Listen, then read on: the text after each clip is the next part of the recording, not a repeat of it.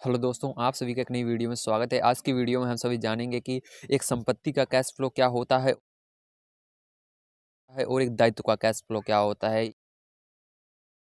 इसके अंदर Robert Kiyosaki बहुत अच्छी तरीके से सारी चीज़ें बताने वाले हैं। अगर आप सभी को ये समझना है दोस्तों, तो आपको वीडियो को पूरा देखना है और आपको स्किप नहीं करना है।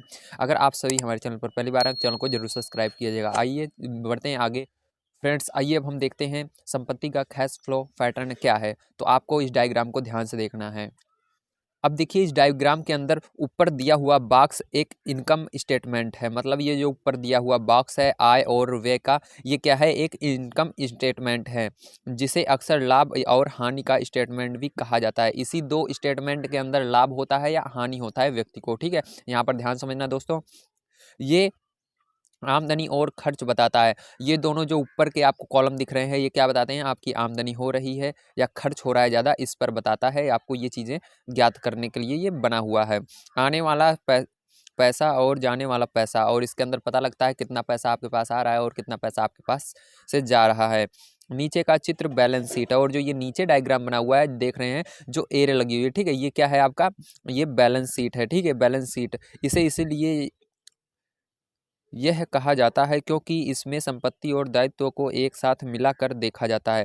इसको बैलेंस शीट इसलिए कहा जाता है क्योंकि इसके अंदर जो संपत्ति होती है और जो दायित्व होता है, उन दोनों को एक साथ मिलाया हुआ है। देख रहे हैं, एक तरफ संपत्ति लिखी हुई है, एक तरफ दायित्व लिखा हुआ है, इसलिए इसको क्या कहा जाता है? इसलिए इसको बैलेंस शीट कहा जाता है। कुछ लोग जिनमें पैसे की समझ नहीं होती, इनकम स्टेटमेंट और बैलेंस शीट के बीच के संबंध को नहीं जानते, और जो लोग पैसे के बारे में नहीं जानते हैं, वो लोग इनमें अंतर ही नहीं कर पाते कि बैलेंस शीट क्या होती है और स्टेटमेंट, इनकम स्टेटमेंट क्या होता है। इसलिए आपको ध्यान रखना है दोस्तों, जो ऊपर का है ये आपका इनकम स्टेटमेंट है, और नीचे का जो है ये आपकी क्या है? बैलेंस शीट है। ठीक है, ध्यान रखना। चलिए अब देखते हैं दोस्तों इसके आगे।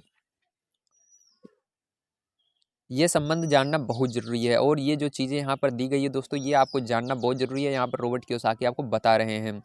पैसे की तंगी की असली वजह ये होती है कि लोग संपत्ति और दायित्व के बीच के अंतर को ठीक से नहीं समझ पाते, और जो लोगों के अंदर पैसे और तंगी होती है, पैसे के लिए पैसा उनके पास नहीं रहता, उसके मुख्य वजह यही होती है कि उनको जो संपत्ति होती है और दायित्व होता है, उसके बीच का अंतर नहीं पता होता है। इसलिए आपको पता होना चाहिए संपत्ति किसे कहते हैं, दायित्व किसे कहते हैं। अक्सर इन दोनों शब्दों की परिभाषाएं भी समस्या खड़ी कर देती हैं। कह रहे हैं अक्सर इन दोनों शब्दों की, जो शब्द हैं एक संपत्ति और दायित्व, इनको जब हम सुनते हैं तो यही समस्या बन जाती है हमारे लिए, संपत्ति क्या है और दायित्व क्या है। अगर आपको दुविधा में पड़ना है तो आप इसको शब्दकोश उठाकर उसमें संपत्ति और दायित्व को देख सकते हैं। अगर आपको एक झंझट में पड़ना है कि ये संपत्ति क्या होती है और दायित्व क्या होता है, तो आपको क्या करना है? शब्दकोश उठाना है। शब्दकोश जानते हैं, डिक्शनरी, उसके अंदर देख सकते हैं। लेकिन अगर आपको झंझट में नहीं फंसना है, तो रॉबर्ट कियोसाकी की कही हुई बातों को ध्यान समझिए, इसके अंदर सारी चीज़ें बताई जाएंगी। अब इन परिभाषाओं का मतलब अकाउंटेंट को तो अच्छी तरह समझ में आ जा सकता है। कहेंगे कि जो डिक्शनरी में देखेंगे वो चीज़ें, जो एक अकाउंटेंट होता है उनको तो अच्छी तरीके से समझ में आ जाएगा, लेकिन जो अकाउंटिंग नहीं कर रहे हैं उनको नहीं समझ में आएगा। ठीक है, परंतु आम आदमी के लिए ये वैसी ही बात हो जाएगी जैसी परिभाषा का मतलब मैंडीन जैसी किसी विदेशी भाषा में लिखा गया हो। इसका मतलब यही हो जाएगा जो आम आदमी है उसके लिए, कि ये कोई विदेशी भाषा लिखी हुई है, जैसे मैंडीन। ठीक है, मैंडीन एक विदेशी भाषा है। आप परिभाषा में लिखे हुए शब्दों को तो पढ़ सकते हैं, परंतु उन्हें अच्छी तरह समझना ठीक है। कह रहे हैं अगर आप इसके परिभाषाओं में लिखी हुई चीज़ों को तो बढ़िया तरीके से पढ़ लेंगे, लेकिन जब समझने की बारी आएगी तो आप उसे समझ नहीं पाएंगे, संपत्ति और दायित्व क्या होता है। इसलिए जैसा मैंने पहले कहा था, मेरे अमीर डैडी ने हमेशा दोनों छोटे बच्चों को ये आसान परिभाषाएं सिखाई। इनके जो अमीर डैडी थे वो हमेशा इनको ये दो आसान परिभाषाएं सिखाया करते थे। संपत्ति वह है होती है जो आपके जेब में पैसा डालती है। दोस्तों, संपत्ति क्या होती है? संपत्ति वो होती है जो आपके जेब में पैसा डालती है। आप समझ गए होंगे, जो भी चीज़ें आपके जेब में पैसे ला कर डालती हैं, ठीक है, बिना मेहनत के, आप मेहनत ना करें, उसके अंदर आराम से बैठे रहें, लेकिन आपके पास पैसा आता रहे, उसे क्या कहते हैं? संपत्ति कहते हैं। और अच्छी, आसान और उपयोग में आने वाली परिभाषा है, और ये परिभाषा इतनी अच्छी है, इतनी आसान है और प्रयोग में आने वाली है कि लोगों को आराम से समझ में आ जाएगी, चाहे वो पढ़े लिखे हों या ना हों। ठीक है, अब देखो यहाँ पर दायित्व का आप कैश फ्लो पैटर्न देख रहे हैं। ये जो आपको डायग्राम दिख रहा है ये किसका है, ये कैश फ्लो पैटर्न का है। ऊपर देखिए आय और व्यय लिखा हुआ है और नीचे एक एरो बनी हुई है और संपत्ति और दायित्व लिखा हुआ है। ठीक है, अब आइए पढ़ लेते हैं इसको।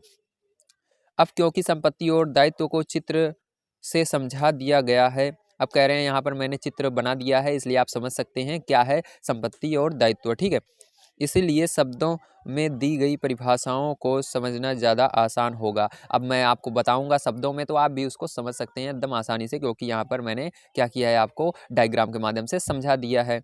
संपत्ति वह चीज़ है जो जेब में पैसा डालती है, मतलब संपत्ति क्या होती है, वही बात फिर से आ गई, जो आपके जेब में पैसे डालती है। दायित्व वह चीज़ है जो जेब से पैसे निकालती है। अब दायित्व क्या होता है, दायित्व वो होता है दोस्तों जो आपकी जेब से पैसे को क्या करता है, निकालता है। ठीक, उसको दायित्व कहते हैं। वास्तव में आपको इतना ही जानने की ज़रूरत है अगर आप अमीर बनना चाहते हैं। दोस्तों यहाँ पर रॉबर्ट कियोसाकी कहते हैं आपको बस इतना ही दोस्तों जानना है अगर आप अमीर बनना चाहते हैं, कि संपत्ति वो होती है जो आपके जेब में पैसे ला करके डालती है, और दायित्व वो होता है जो आपके जेब में रखे हुए पैसे को भी निकाल देता है, खर्च करवा देता है, उसको दायित्व कहते हैं। तो दोस्तों आज की वीडियो आप सभी को अच्छी लगी होगी। यदि आप सभी ऐसे ही वीडियो को देखना चाहते हैं और आप सभी ऐसे ही रिच डैड पुअर डैड के अलावा अन्य बुक्स को पढ़ना चाहते हैं, तो आप सभी हमारे चैनल को सब्सक्राइब कर सकते हैं।